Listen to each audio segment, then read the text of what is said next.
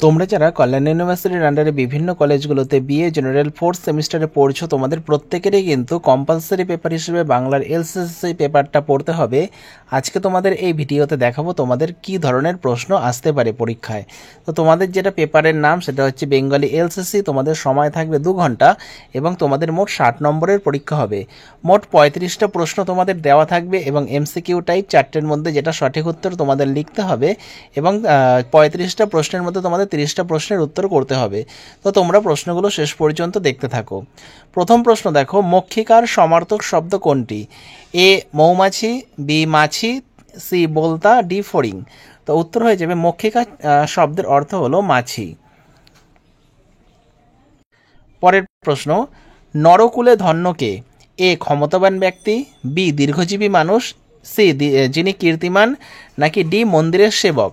তো নরকুলে ধন্য হন যিনি কীর্তিমান, অর্থাৎ তোমাদের অপশান সি হয়ে যাবে উত্তর। পরেরটা, সেই ধন্য নরকুলে পরের চরণ কোনটি? কিন্তু যদি রাখো মনে, প্রবাসে দৈবের বসে, পড়িলে অমৃত হ্রদে, নাকি লোকে জারি নাহি বলে। তো সেই ধন্য নরকুলে এর পরের যেটা চরণ সেটা হয়ে যাবে তোমাদের লোকে যারে নাই ভোলে, অর্থাৎ অপশান ডি হয়ে যাবে তোমাদের উত্তর। পরের প্রশ্ন, রেখমা দাসের মনে এই পংক্তিতে প্রকাশ পেয়েছে মাইকেল মধুসূদন দত্তের স্মৃতিকাতরতা, প্রকৃতিপ্রীতি, স্বদেশপ্রেম, নাকি মহত্ব। উত্তর হয়ে যাবে সি, অর্থাৎ স্বদেশপ্রেম হয়ে যাবে তোমাদের উত্তর। বাংলা সাহিত্যে সনেটের প্রবর্তক কে? জসিমউদ্দিন, জীবনানন্দ দাশ, সুকুমার রায়, নাকি মাইকেল মধুসূদন দত্ত। উত্তর হয়ে যাবে তোমাদের ডিএডটা, অর্থাৎ মাইকেল মধুসূদন দত্ত। পরের প্রশ্ন, ডানার রৌদ্রের গন্ধ মুছে ফেলে কে? কাক, ময়ূর, চিল, নাকি বক। উত্তর হয়ে যাবে তোমাদের ডানার রৌদ্রের গন্ধে মুছে ফেলে হচ্ছে চিল, অর্থাৎ তোমাদের সি হয়ে যাবে উত্তর। পরেরটা, পৃথিবীর সব রং নিভে গেলে করে আয়োজন কি? জোনাকির রং, পাণ্ডুলিপি, তারা, নাকি চাঁদ। উত্তর হয়ে যাবে তোমাদের পাণ্ডুলিপি। পৃথিবীর সব রং মুছে গেলে করে আয়োজন পাণ্ডুলিপি। আঙ্গিক বিচারে বনলতা সেন কী ধরনের কবিতা? গীতি কবিতা, প্রকৃতি বিষয়ক কবিতা, বিষাদময় কবিতা, উপরের কোনটি নয়। উত্তর হয়ে যাবে তোমাদের প্রকৃতি বিষয়ক কবিতা। পরের প্রশ্ন, সোনার ধান নিয়ে তরি কোথায় চলে গেল? নদীতে, সাগরে, মোহনায়, নাকি অজানা দেশে। উত্তর হয়ে যাবে তোমাদের অজানা দেশে। 10 নম্বর, সোনার তরি কবিতায় মূলত কয়টি চরিত্রের সন্ধান মেলে? 5টি, 3টি, 2টি, নাকি 4টি। উত্তর হয়ে যাবে সোনার তরি কবিতায় মোট 2টি চরিত্রের সন্ধান মেলে। পরের প্রশ্ন উত্তরগুলো আলোচনা করার আগে তোমাদের জানাতে চাই, তোমরা যারা এখনও পর্যন্ত 4th সেমিস্টারের বিভিন্ন বিষয়ের সাজেশন কপি সংগ্রহ করনি, তোমরা বাংলা পিসিসি এসএসসি জিই অথবা এলসিসি যেটা কম্পালসারি পেপার, ইতিহাসের পিসিসি এসএসসি জিই, রাষ্ট্রবিজ্ঞানের PCC SSC GE, Sanskrit PCC SSC, শিক্ষাবিজ্ঞানের main paper SSC GE paper, দর্শনের মেইন পেপার, ইংরেজির মেইন পেপার, তোমরা যদি এই সাজেশনগুলো সংগ্রহ করতে চাও তো তোমরা স্ক্রিনে দেওয়া নম্বরে যোগাযোগ করতে পারো। পরের প্রশ্ন দেখো 11 নম্বর, বাঁকা জল কিসের প্রতীক? ধাবমান জলের, কালো স্রোতের, কালো জলের, নাকি ভরা জলের। তো বাঁকা জল কিসের প্রতীক? উত্তর হয়ে যাবে তোমাদের কাল স্রোতের প্রতীক, অর্থাৎ তোমাদের বিয়েরটা হয়ে যাবে উত্তর। তীরে বসে কৃষক কি করছিল?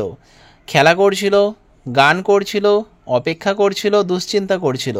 উত্তর, তীরে বসে কৃষক অপেক্ষা করছিল, অর্থাৎ অপশন সি হয়ে যাবে তোমাদের উত্তর। সোনার তরী কবিতাটি কোন ছন্দে রচিত? স্বরবৃত্ত, অক্ষরবৃত্ত, মাত্রাবৃত্ত, নাকি মিশ্র। তো সোনার তরী কবিতাটি তোমাদের রচিত মাত্রাবৃত্ত ছন্দে, অর্থাৎ অপশন সি হয়ে যাবে তোমাদের উত্তর। 14 নম্বর, রবীন্দ্রনাথের মতে মাঝি আসলে কে? নিঃসঙ্গ জীবন, মহাকালের প্রতীক, অবিনশ্বর জীবন, নাকি জাতির নেতা।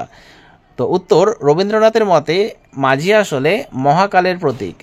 পরের প্রশ্ন, ডাকঘর নাটকটির রচয়িতা কে? রবীন্দ্রনাথ ঠাকুর, বঙ্কিমচন্দ্র চট্টোপাধ্যায়, শরৎচন্দ্র চট্টোপাধ্যায়, না কোনোটাই নয়।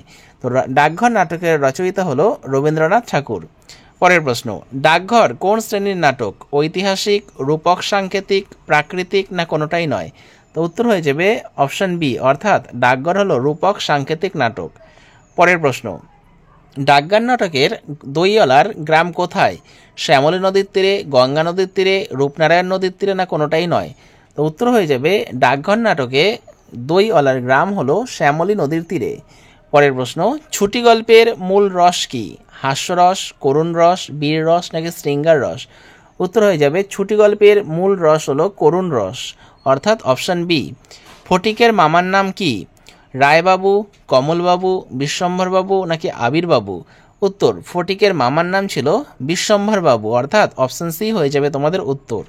পরের প্রশ্ন, মাখনলাল ফটিক চক্রবর্তীর কে ছিল? কাকা, বড় ভাই, মেঝো ভাই নাকি ছোট ভাই? উত্তর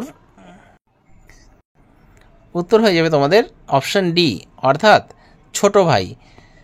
পরের প্রশ্ন, বালকদের সর্দার কে ছিল? মাখনলাল, ফটিক, সুশান্ত নাকি রমেশ? উত্তর হয়ে যাবে বালকদের সর্দার ছিল হলো ফটিক, অর্থাৎ অপশান বি।